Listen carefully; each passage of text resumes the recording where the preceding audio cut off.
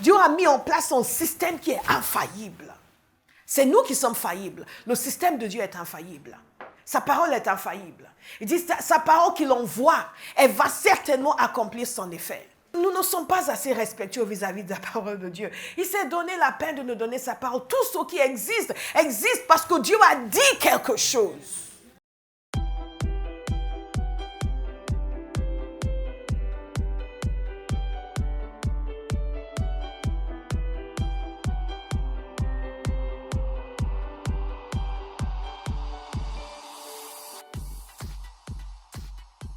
Dites, c'est ça. Je vais dire, et ça se passera ainsi. Au nom de Jésus. Mais ça demande d'être sérieux avec le Seigneur. Ce n'est pas juste je vois un verset, je commence à parler, comme le font beaucoup d'entre nous. Il y a une dimension où il suffit juste que Dieu vous souffle quelque chose. Vous le prenez à bras le corps. Ok Seigneur, qu'est-ce qu'on fait? Vous êtes prêts, on découvre avec tout. De temps en temps, je suis en train de prier et le Seigneur m'emmène dans l'esprit, je vais déclarer des choses et de temps en temps, je dis, Lord, let's go cause some trouble somewhere. Lord, what do you want to destroy? Let's go cause trouble.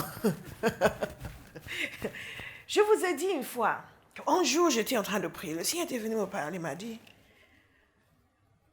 you should not just do spiritual warfare, you should love warfare. Hein?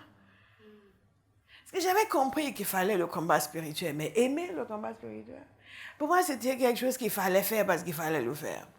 Mais quand vous laissez Dieu vous travailler, quand vous ne résistez pas à sa parole, tu vois que j'aime, ça me paraissait, ok, crée ça en moi. Maintenant, Magabo Sokota, Enda, Gego Sokote, you want trouble? I'll give you trouble.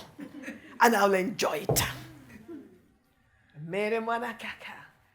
Qu'est-ce qu'on doit décréter? Qu'est-ce qu'on doit annuler? Qui est en train de t'irriter, Père? Tu veux qu'on aille lui régler son compte? Gamo, c'est par ton esprit. Allons régler leur compte. Allons disperser quelques assemblées impies.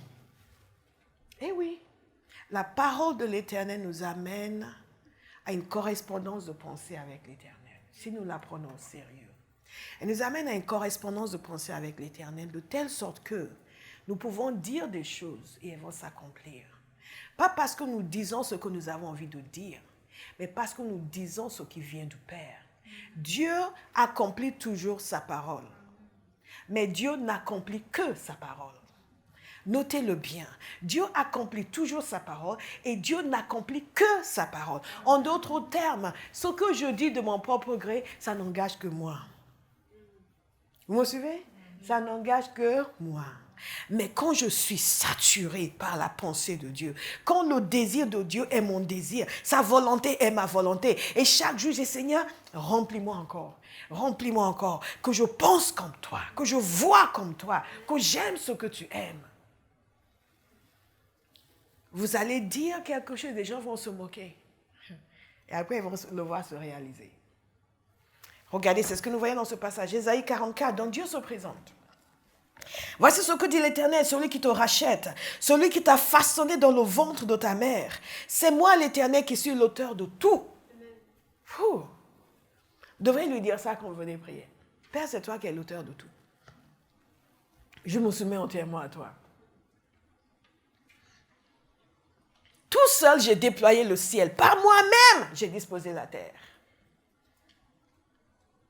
Je fais échec aux signes des faiseurs de prédictions. Et je frappe de folie les devins. Je fais reculer les sages et montre la stupidité de leur savoir. Pour tous ceux qui ont encore peur, oui, il y a des gens qui parlent contre moi. Il y a des gens qui... Il y a des sorciers dans mon quartier. Certains d'entre vous, le Seigneur va vous amener exprès dans des quartiers où il y a des sorciers. Parce qu'ils ont besoin de voir la lumière. Et au lieu que vous, il y a des sorciers ici. Oh, j'entends des choses dans ma maison. Vous allez marcher dans la rue et on fait, oh non, il y a un chrétien ici. C'est pas vrai. On ne pourra plus faire n'importe quoi ici. Ce sera votre témoignage. Au verset 26, je confirme la parole de mon serviteur. Et je mets à exécution des décisions annoncées par mes messagers. Je dis à propos de Jérusalem, elle sera habitée. Et à propos des villes de Juda, elles seront reconstruites et je relèverai leurs ruines. Est-ce que nous avons vu cela s'accomplir? Nous avons vu cela s'accomplir. Isaïe a prophétisé avant le départ en captivité. Il a prophétisé sur le départ en captivité. Il a prophétisé sur le retour de la captivité. Avant le départ. Isaïe n'était pas un prophète de la captivité. Il a vu à l'avance. Et le départ et le retour. Et il a vu qu'il y a un moment où les gens vont lancer des pronostics qui correspondent à leurs idées ou à leur activité occulte ou à leur évaluation de votre situation présente. Et Dieu dit, je frappe de folie les devins. Non. Je confonds les sages dans leur sagesse. Mais je confirme la parole de mes serviteurs. Et la seule chose qui compte, dans n'importe quelle situation, nous, en tant qu'assemblée, là où nous allons, ce que le Seigneur nous a dit, je veux que ma maison soit remplie. La seule chose qui compte, ce n'est pas ce que disent les gens que vous évangélisez. Ce n'est pas ce que disent les gens qui ne savent pas qui nous sommes et ce que nous faisons. C'est ce que nous disons. Je confirme la parole de mes serviteurs. Je confirme la parole de mes serviteurs. C'est ce que les devins, les gens ignorants, ils peuvent dire tout ce qu'ils veulent. Mais ce que Dieu va exécuter, c'est ce que diront ses serviteurs. Je mets à exécution les décisions annoncées par mes messagers. Vous savez, il y a des fois dans votre vie, vous devez faire des décrets et annoncer certaines choses. Kamari Bobo Sakata. Parfois, quand vous avez été attaqué de toutes parts, vous devez maintenant décider. Vous écrivez un décret et vous faites une annonce solennelle. Ce n'est pas, oui, lâchez-moi, non, Jésus, quittez ma vie. Non, ça c'est de l'hystérie. C'est de la force d'un peu. Au nom de Jésus, non, ça c'est, mais c'est pour dire, non, Jésus, laissez-moi. Non, ça c'est hystérique. Vous annoncez clairement. Il m'est arrivé des fois de dire, je vais tracer une ligne. Je vais traverser cette ligne. Et quand je traverse cette ligne, je vous annonce, c'est fini. Que je n'entends plus jamais parler de vous. Sinon, c'est le feu. Amen. Ah! Il y a des fois, dans l'esprit, il ne faut pas être tendre. Et Dieu annonce ce qui semble improbable. Il dit, cette ville sera reconstruite, elle sera habitée. Ce qui semble inimaginable. Rappelez-vous, même à l'époque de Néhémie, après que Esdras soit parti, après que Zorobabel soit parti, on était encore à dire que les murailles étaient en ruine. Mais Dieu avait donné sa parole et il a accompli. 70 ans de captivité, dévastation, mais il a accompli sa parole. Bien-aimés, lorsque nous voyons comment Dieu fonctionne dans toute sa parole, nous comprenons que nos vies ne sont pas une exception. Nous accédons à la puissance par la parole de Dieu. Qu'est-ce que la parole de Dieu nous dit concernant Samuel? Qui sait ce qu'il nous a dit concernant Samuel à ce sujet? Exact. Dieu ne laissait aucune de ses paroles tomber par terre. C'est exactement ce qu'il a dit ici. Il dit, j'accomplirai les paroles de mes serviteurs. Il ne laissait aucune de ses paroles tomber par terre. Mais cela nous demande une certaine intégrité dans notre manière de penser, de parler, dans les réflexions que nous acceptons, dans les conversations que nous avons, dans ce que nous laissons nourrir notre pensée. Beaucoup d'entre nous, nous sommes entourés des gens qui n'ont qui n'ont pas de compréhension de l'importance de la parole, qui parlent à tort et à travers. Et nous absorbons tout ça. Et nous ne savons plus faire la différence entre ce que Dieu dit et ce que disent les autres. Nous sommes une maison prophétique, mais en même temps, je fais très attention. Parce que j'ai vu pendant des années dans l'église, tout le monde essayait de prophétiser. Et les gens disent tout et n'importe quoi.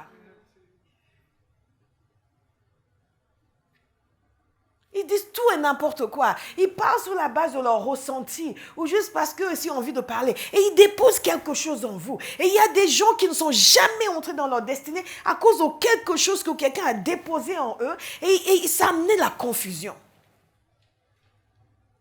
Parfois, il y a un esprit qui est derrière une personne qui vous communique quelque chose. Vous sentez, c'est pas tellement ça, mais vous acceptez. Nous devons faire attention. Il confirme la parole de ses serviteurs. Et c'est vous, ce serviteur. Amen. Mais cette parole doit venir direct de l'Éternel. Direct de l'Éternel. Direct. Direct. Et donc, Samuel, il ne laissait aucune de ses paroles tomber par terre. J'ai dit, hey, is that possible? Je dis, Père, il faut que je sois comme Samuel. L'exactitude. Je n'ai aucun plaisir personnel à prophétiser. Il faut que ce soit la parole de l'Éternel. Je ne gagne rien à prophétiser. Je n'ai pas à me faire valoir, à me donner des prophéties. Le problème que beaucoup d'entre nous avons, c'est que nous ne sommes pas encore abonnés à la volonté de Dieu sur la terre. Ce n'est pas primordial. Donc nous voulons prophétiser pour que nous aussi nous ayons quelque chose à dire. On n'a que faire de ce que vous avez à dire. Mais parlez-nous de la part du Seigneur. Parlez-nous de la part du Seigneur. Donc parfois les gens, ils vont arriver pour la première fois quelque part. Oui, pasteur, vous savez, j'ai une parole, je les regarde. Quand je suis gentil, je les laisse parler. Si je sens qu'il faut les arrêter, ça ne va pas s'arrêter, je dis ok. Allez prier la parole que vous avez reçue. Merci. Il faut faire attention. On n'est pas dans des fausses prophéties ici. Et c'est aussi l'attention qu'il faut avoir quand on va terre réunion, vous chopez des choses.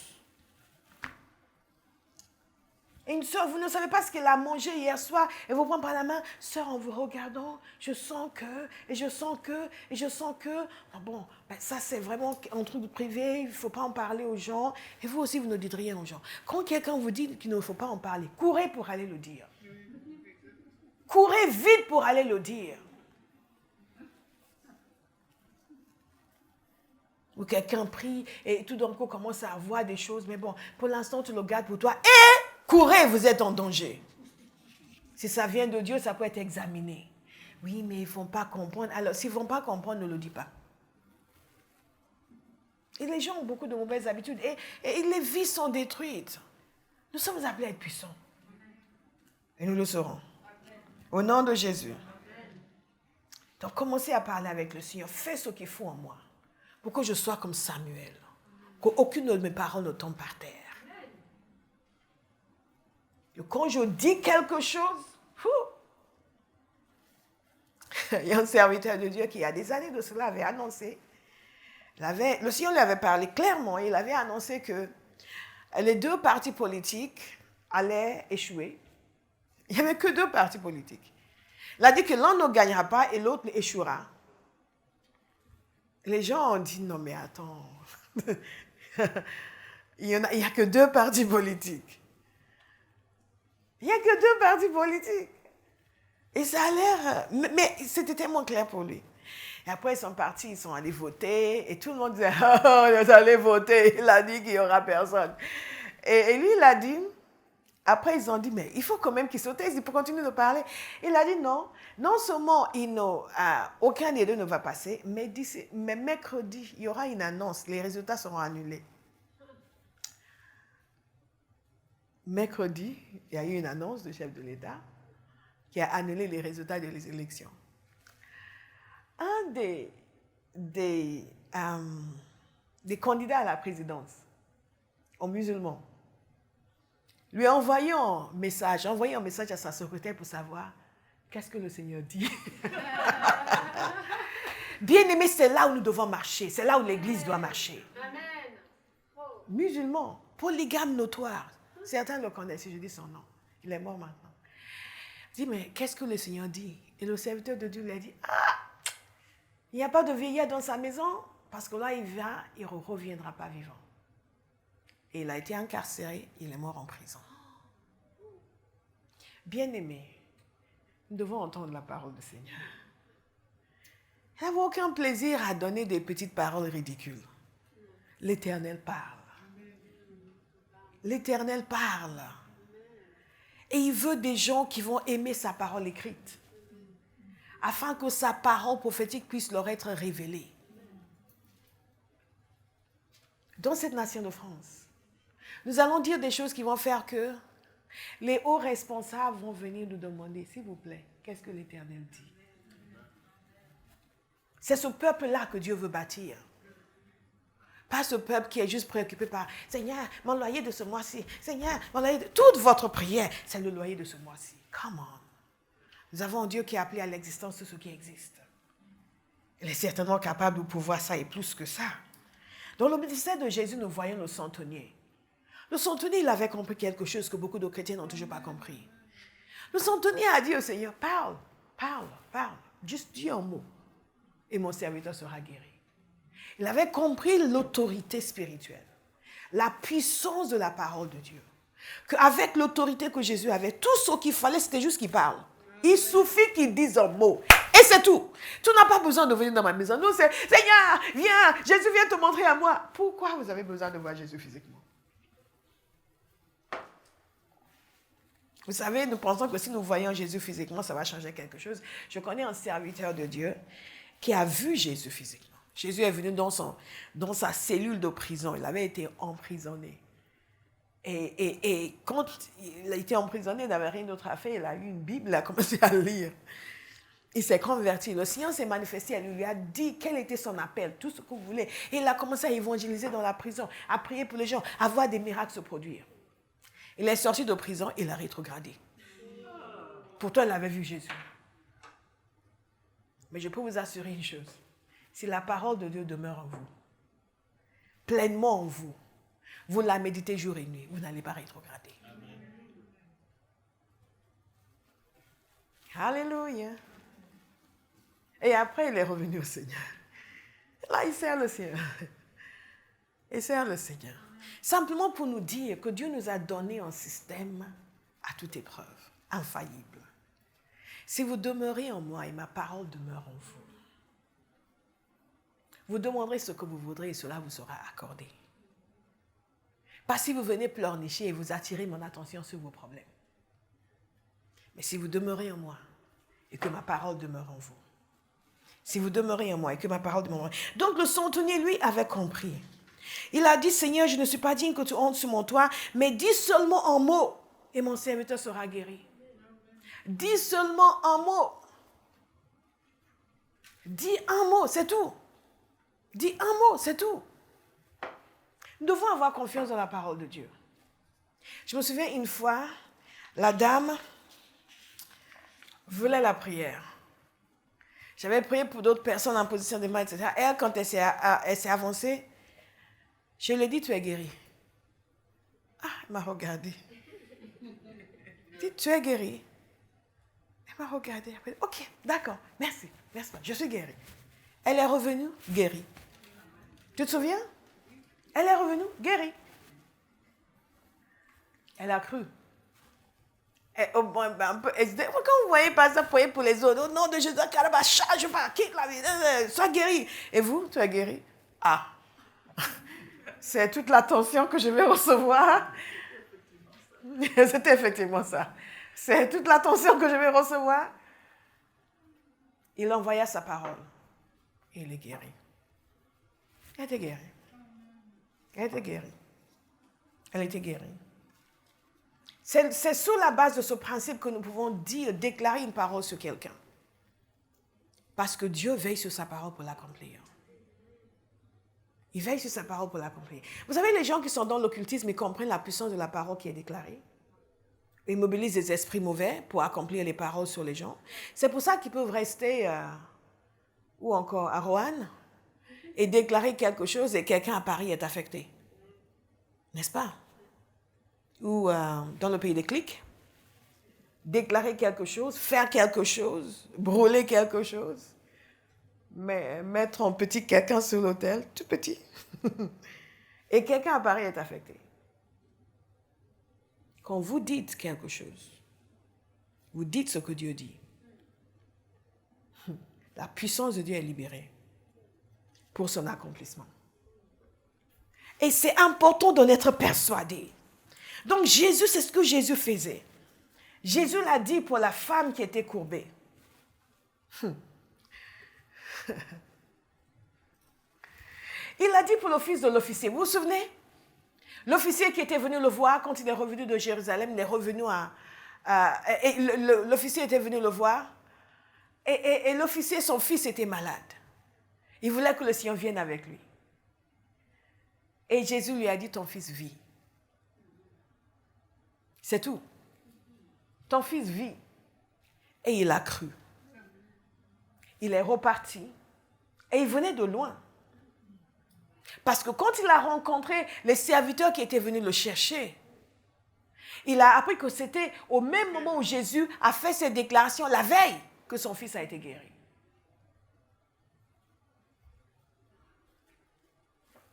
Il accomplit la parole de ses serviteurs. Il confirme la parole de son serviteur. Il met à exécution les décisions annoncées par ses messagers. Il y a des fois où nous sommes en train de crier au Seigneur et il demande, qu'est-ce que toi tu dis? Qu'est-ce que vous décrétez? Conformément à la parole de Dieu. Conformément à la parole de Dieu. Conformément à la parole de Dieu. Je vais vous lire encore un verset. Et ça, c'est un passage que vous connaissez bien. En fait, nous pouvons lire deux versets dans Matthieu et dans Marc. Je vais juste vous en parler.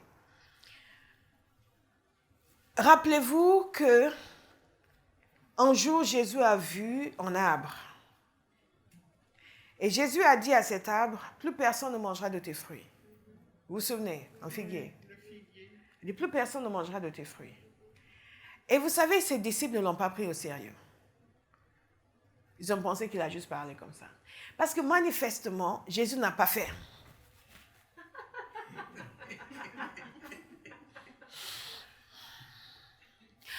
Toi, figuier! Mon Père m'a envoyé sur terre pour accomplir sa volonté. Toi, figuier, tu me résistes. Tu me résistes. Ah, tu me résistes. Sache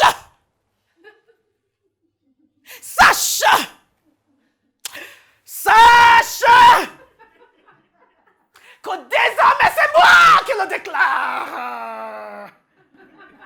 C'est ce que nous appelons la puissance.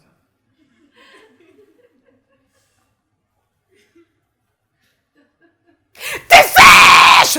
Dessèche! Dessèche!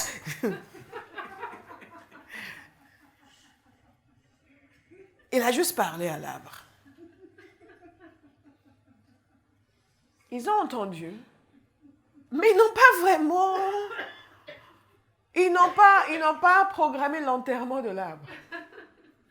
Parce que quand ils sont repassés par là, puis il y avait « Ah ah! Seigneur! Oh, oh, regarde! Oh! Oh! Seigneur, regarde! Le figuier!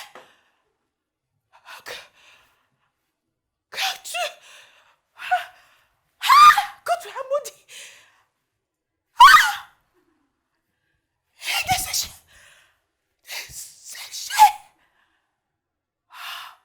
Et les autres aussi. Et Jésus a dit, vous savez quelque chose? Ce que j'ai fait, vous aussi pouvez le faire.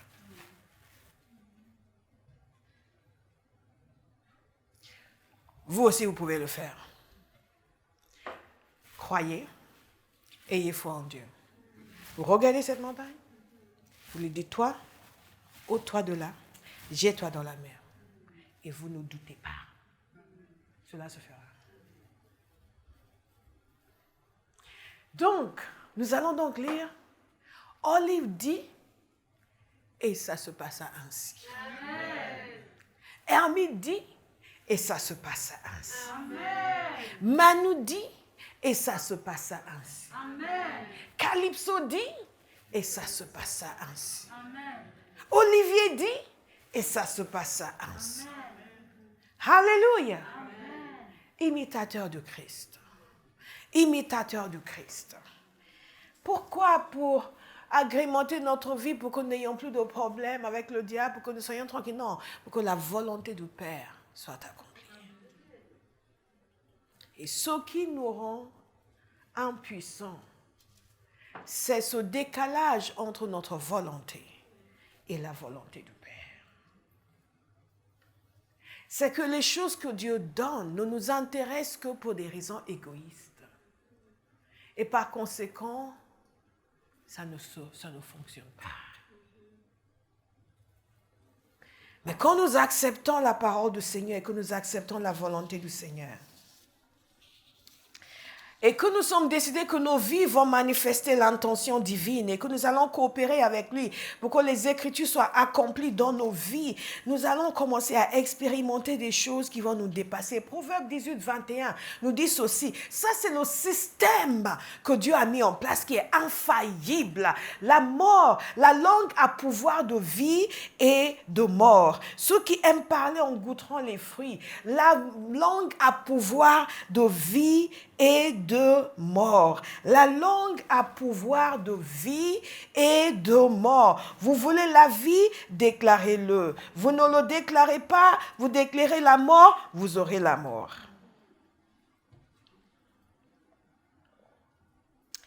Je vous ai souvent parlé de cette saison dans ma vie où je ne voyais pas les choses se passer. Je dis, mais Seigneur, je ne déclare pas la mort, je ne dis pas les choses mauvaises. Et elle dit, mais tu ne dis rien. Il ne suffit pas de ne pas dire ce qui est mauvais. Il ne faut pas avoir la bouche fermée. Une bouche fermée, c'est une destinée bloquée. Il faut avoir la bouche ouverte. Il faut dire quelque chose. Dites, je vais dire quelque chose. 2 Corinthiens 4. En effet, le Dieu qui a ordonné que la lumière brille du sein des ténèbres, souvenez-vous, a aussi fait briller sa lumière dans notre cœur pour faire resplendir la connaissance de la gloire de Dieu dans la personne de Jésus-Christ. Et comme nous avons le même, au verset 13, comme nous avons le même esprit de foi, je vous encourage, si vous pouvez encore en trouver, prenez l'enseignement à l'esprit de foi. Ça, c'est un des tout premiers enseignements de la compagnie Théophile. J'étais en feu.